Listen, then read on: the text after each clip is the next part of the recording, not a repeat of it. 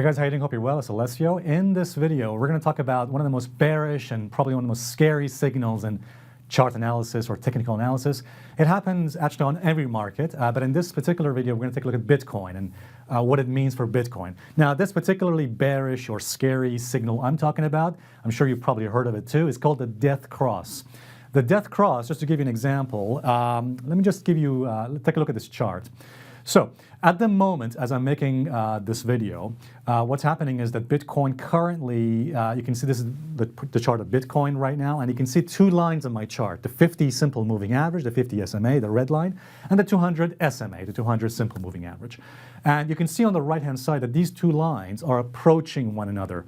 So it seems that the 50 simple moving average is getting close now, potentially crossing maybe in the next few weeks, to the 200 SMA. As an example of what it means when they cross, I wonder if I can show you a quick chart. So here's an example of what I'm talking about.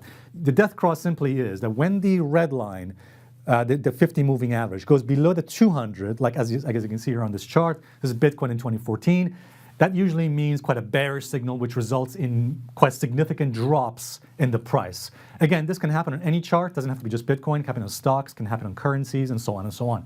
So this is usually one of the sort of supposed signals that everybody gets scared about. Oh, it's a death cross, oh, we're gonna drop and all that, and so on and so on, okay? As I'm gonna tell you guys, actually a lot of people don't actually understand the way you're supposed to use a death cross. There have been several articles written about this already, about Bitcoin.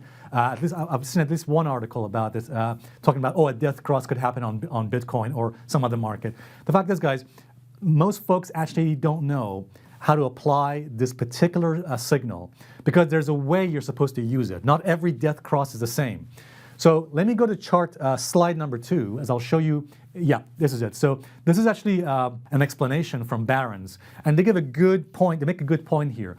Does a death cross really bring about death? Not necessarily. First of all, a death cross is only meaningful when both the short-term and long-term moving averages are declining. If the short-term line, meaning the 50, is falling, but the long-term line, meaning the 200, is still going up, that is not as concerning. It's not meaningful. So let's just leave this for a second. Guys, I'm going to give you some examples in this video. So take a look at some of these examples I'm going to show you, and let's see whether it's meaningful or not meaningful.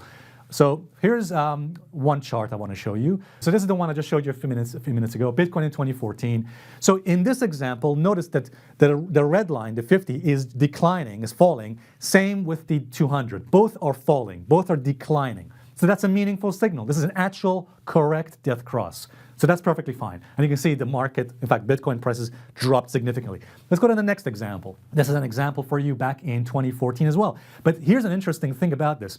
Notice that in this case, the 50 is falling, but the 200 is rising. So is this meaningful? No. And look what happened. This is actually a false signal or a death cross, which is not meaningful.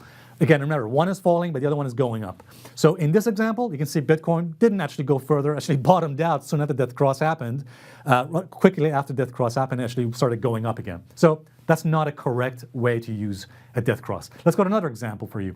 Here's one for you back in 2015. Again, same thing. Look over there on the right-hand side.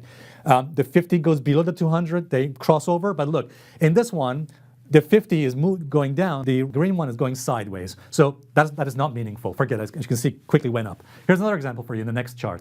Again, not a meaningful example. The red line is falling, but the green line is going up. So again, not a good example. You can see price went up pretty soon after. Here's another example for you.